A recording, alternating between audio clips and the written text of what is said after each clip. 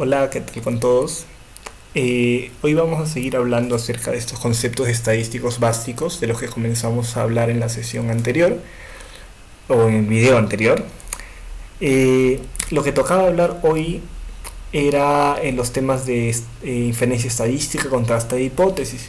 Sin embargo, he decidido postergar esto para un poco después y concentrarnos más bien en el tema de la magnitud del efecto. La magnitud del efecto no es otra cosa que una medida que nos indica qué tan grande y qué tan importante es el hallazgo que nuestra investigación nos está brindando. Y es a fin de cuentas lo que en la mayoría de los casos nos va a interesar más.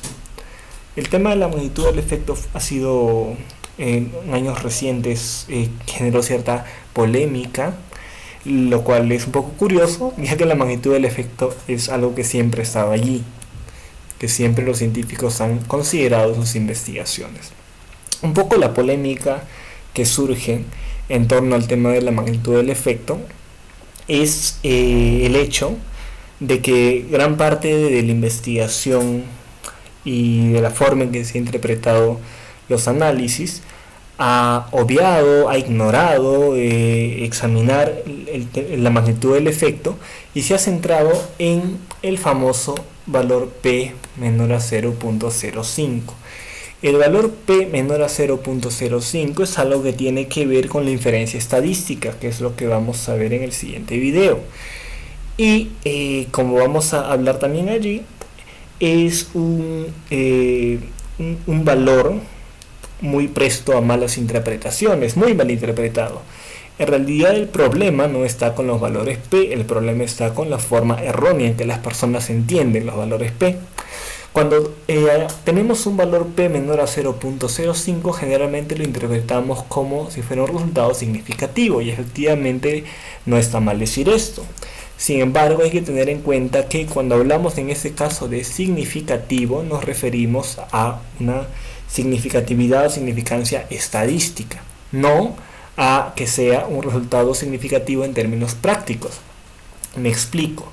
Supongamos que estamos comparando un grupo versus otro grupo, y al hacer la comparación entre ambos hallamos que la diferencia entre ambos es menor, tiene un valor P asociado que es menor a 0.05. Sin embargo, podría ser que la diferencia que hay entre este grupo y este otro grupo sea en realidad muy pequeña. Que por ejemplo las personas en este grupo, supongamos que estamos comparando el salario que tienen las personas. Supongamos que el salario promedio de estas personas sea 20.000 y el salario promedio de estas personas sea 19.999. Hay una diferencia que es real, que es de un peso, sol o dólar o lo que fuera. Y esta diferencia es estadísticamente significativa porque probablemente a partir de estas dos muestras podamos generalizar y decir que en la población sí hay una diferencia entre ambos grupos. Sin embargo, esta diferencia es mínima, es casi despreciable, pero es estadísticamente significativa porque es detectable a partir de las muestras que hemos medido, que hemos evaluado. Por lo tanto, una forma de complementar esta información sería reportar cuál es en realidad la magnitud de esta diferencia, porque está bien, la diferencia es estadísticamente significativa, pero lo que nos interesa saber es qué tan grande es esta diferencia, qué tan grande es este efecto en este caso.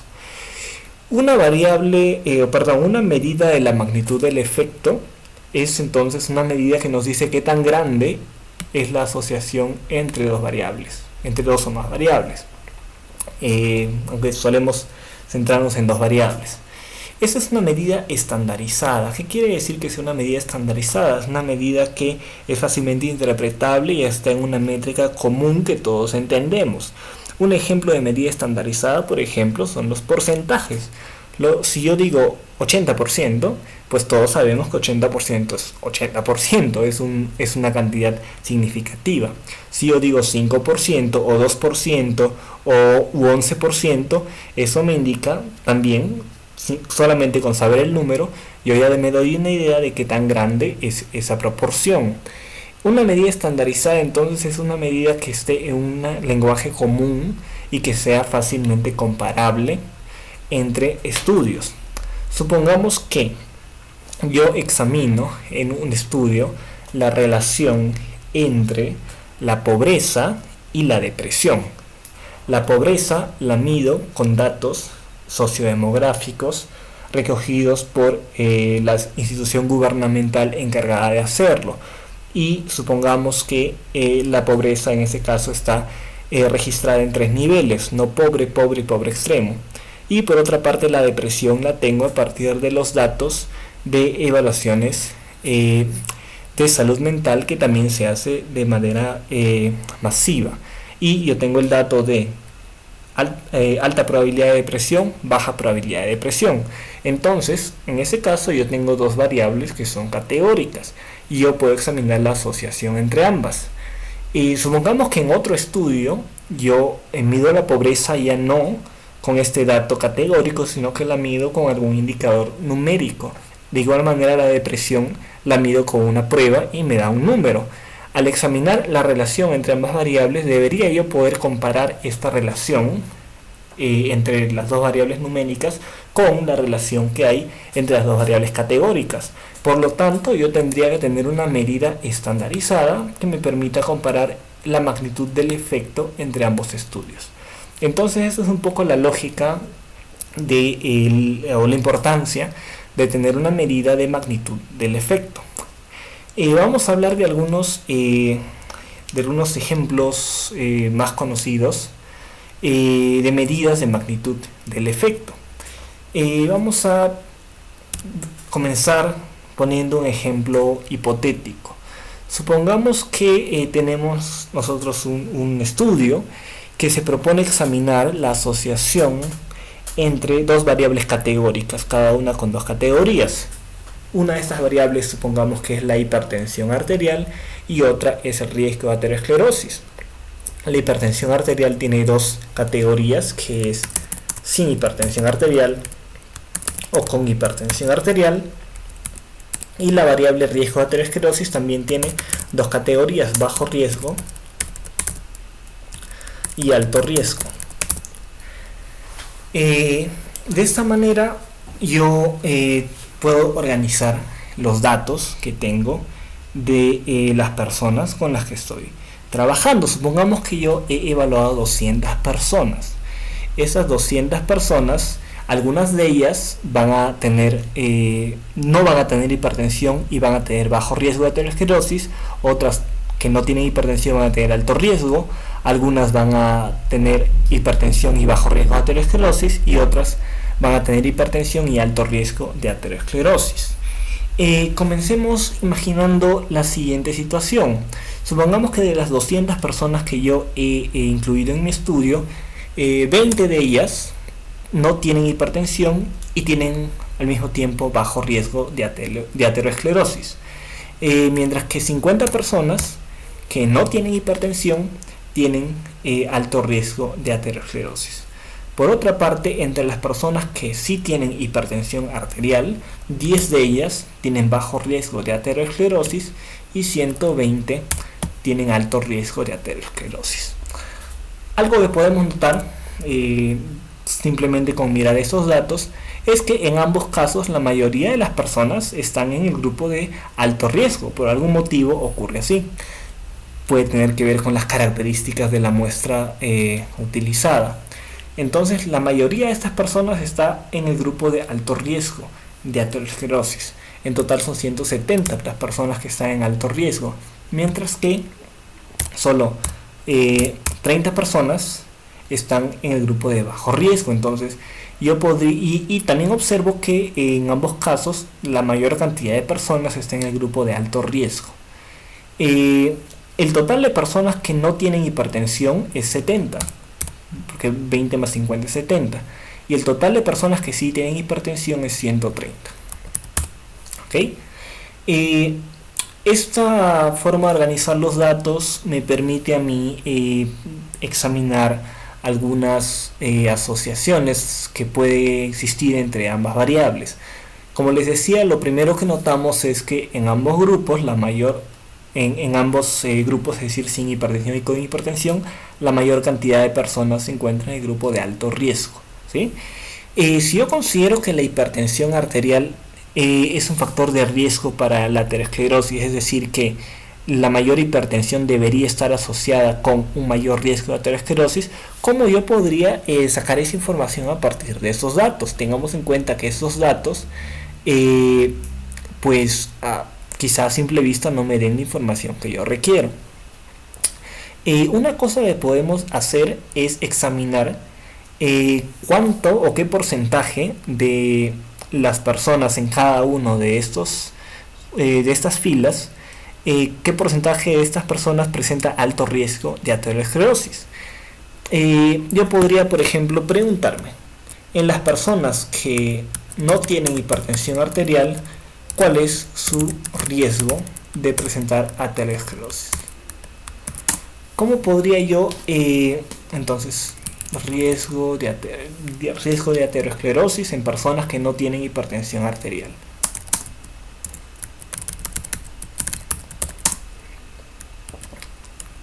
¿Okay? ¿Cómo podría yo determinar el riesgo que las personas sin hipertensión tienen? Yo podría hacer lo siguiente, podría decir, de las personas que no tienen hipertensión, ¿qué porcentaje de estas personas presentan alto riesgo de aterosclerosis? O presentan riesgo. Vamos a cambiar esto para que sea más comprensible. Riesgo y no riesgo le vamos a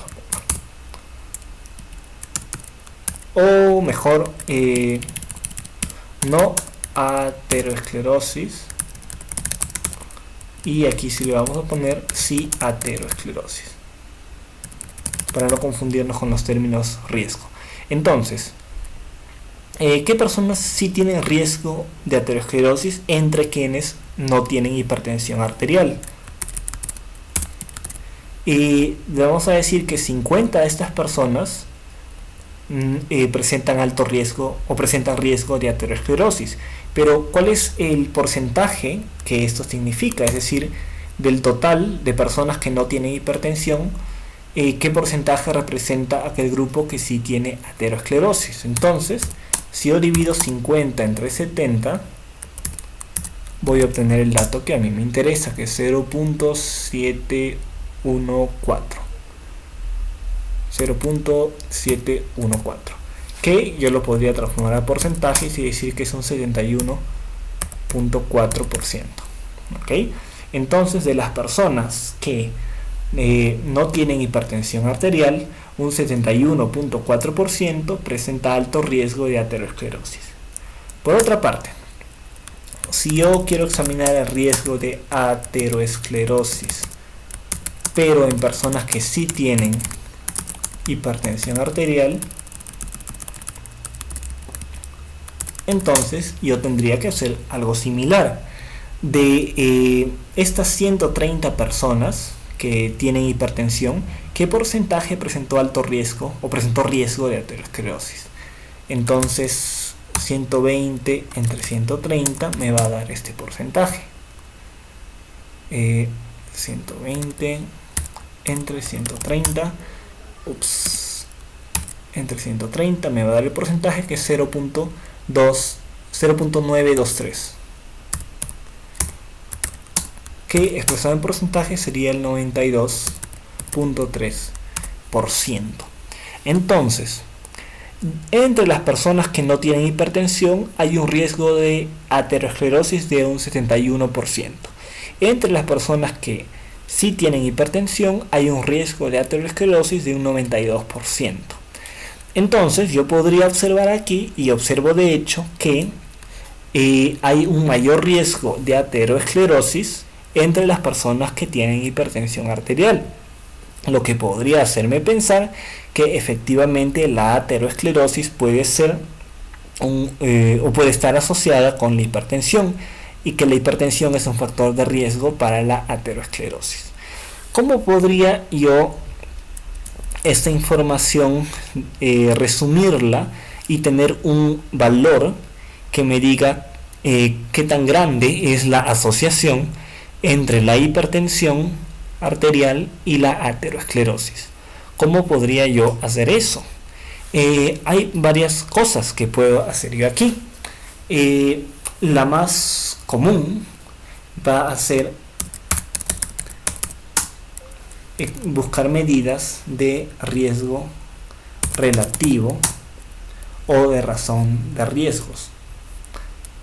El riesgo relativo va a ser obtenido a partir de la división de estos dos valores. Ahora, yo sugiero que el valor que pongamos en el numerador sea aquel que indique la presencia del factor que estamos examinando. En este caso, el factor que estamos examinando es la hipertensión arterial. Por lo tanto, si yo divido 92.3%, que es, ¿no?, el valor de riesgo de la hipertensión arterial, entre 71.4, que es el valor de riesgo de la ausencia de hipertensión arterial, esto me va a dar un valor. Vamos a dividir 92.3 entre 71.4, 2.3 entre 71.4, va a darme un valor de 1.29. ¿Qué quiere decir esto? Que hay las personas que tienen hipertensión arterial tienen 1.29 más riesgo, o 1.29 veces más riesgo que las personas sin hipertensión. O también, y esto es más intuitivo quizá, si nos damos cuenta, 1.29 es 0.29 más que la unidad. La unidad es el 100%, entonces 0.29 significa que hay un 29%,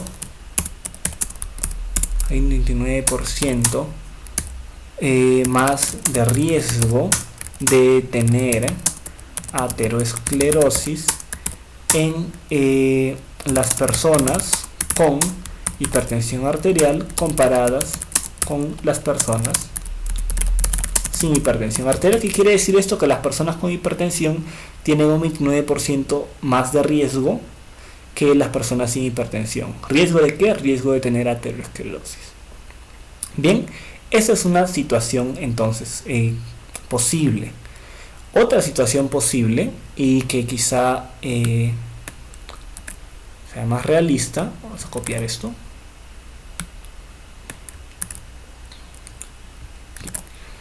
es tener una situación más o menos como la siguiente. Supongamos que aquí los totales siguen siendo iguales. Aquí hay 70 personas, aquí hay 130 personas, aquí hay 30 personas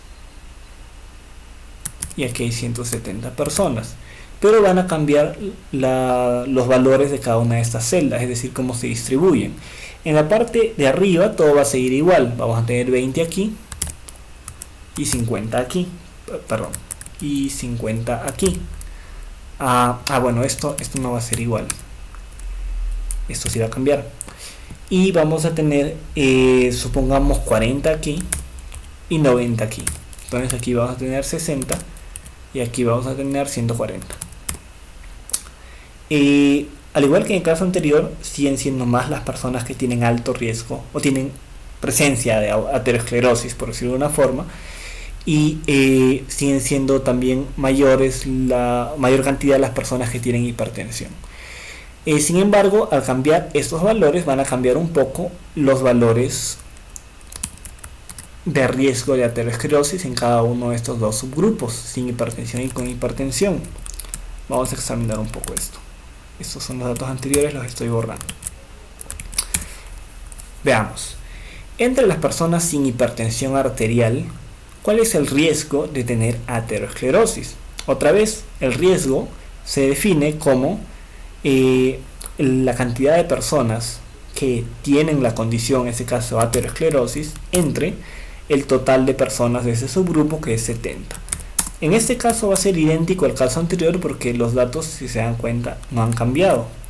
Es decir, sigue siendo 50 entre 70.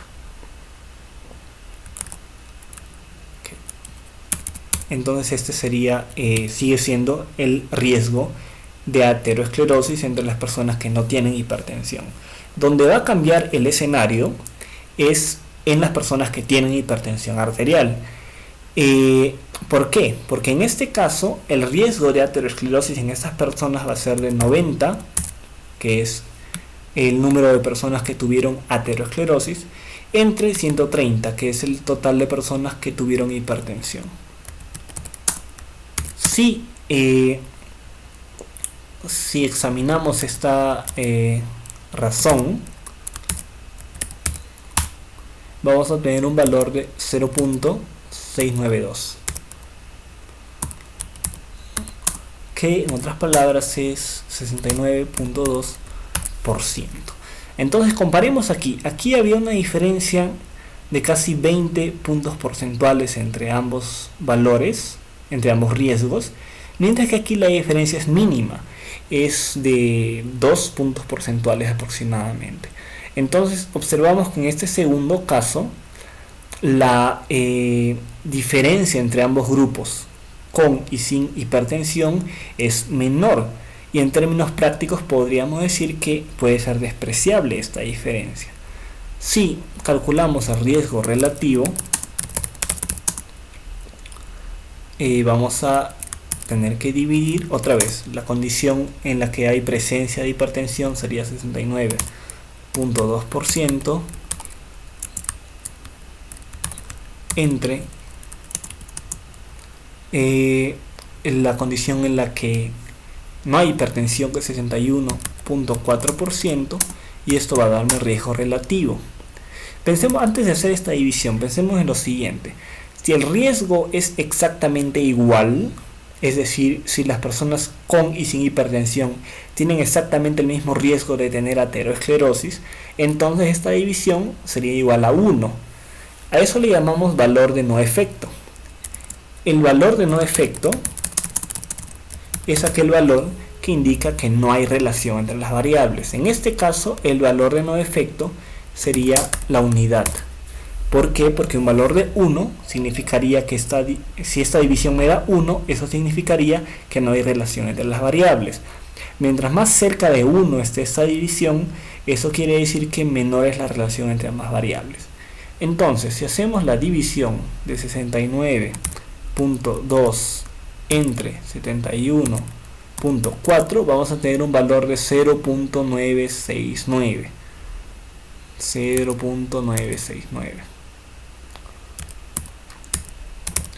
¿Sí? Que es un valor pues muy redondeando, incluso sería 0.97, que es un valor muy cercano a la unidad, y eso me indicaría que la relación entre hipertensión y aterosclerosis es probablemente muy pequeña y despreciable, es decir, que no hay una relación importante entre la hipertensión y la aterosclerosis. En cambio, si obtuviéramos un resultado como ese resultado sí está lejos del valor de no efecto, y justamente está 0.29 por encima del valor de no efecto. Por eso decíamos que hay un mayor riesgo de tener aterosclerosis si se tiene hipertensión. En cambio aquí este valor está casi es el valor de no efecto, y por lo tanto eso me indicaría que esta relación entre las dos variables es prácticamente nula. Esto que hemos calculado aquí, estos valores de aquí, son justamente medidas de magnitud, son medidas de magnitud del efecto. ¿Por qué? Porque a partir de un valor estandarizado me dice qué tan grande es la asociación entre las variables que estoy estudiando, ¿sí? Entonces estas serían nuestras medidas de magnitud del efecto o de tamaño del efecto, ¿sí? Otras posibles medidas de magnitud o tamaño del efecto para estos mismos datos serían la razón de odds. Los odds son un poco menos intuitivos, porque el odds, a diferencia de riesgo, no tiene una interpretación directa tan fácil. Un odds aquí, por ejemplo, sería digamos, así como calculamos el riesgo de aterosclerosis en las personas que no tienen hipertensión, también podríamos calcular el odds de aterosclerosis en estas mismas personas, y esto lo haríamos dividiendo no 50 entre 70, sino 50.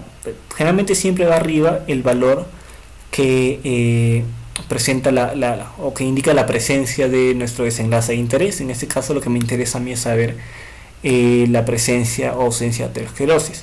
Por eso es que coloco 50 primero. Entonces 50 ya no lo voy a dividir entre 70, sino entre 20, que es el número de personas que no tienen aterosclerosis dentro de ese subgrupo de personas sin hipertensión.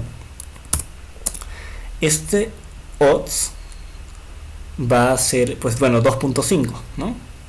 2.5, ¿sí? ¿O no? A ver, 50 entre 20, 2.5. Mientras que el odds de aterosclerosis en las personas que sí tienen hipertensión va a ser de 120, y ya no entre 130, sino entre 10, y esto va a ser igual a 12. Y entonces lo que yo voy a calcular es la razón de odds, que sería una medida de magnitud del efecto. Esta razón de odds, que esta realidad es más conocida como su nombre en inglés, que es odds ratio, va a ser igual a este valor de aquí, 12 entre 2.5, y ese valor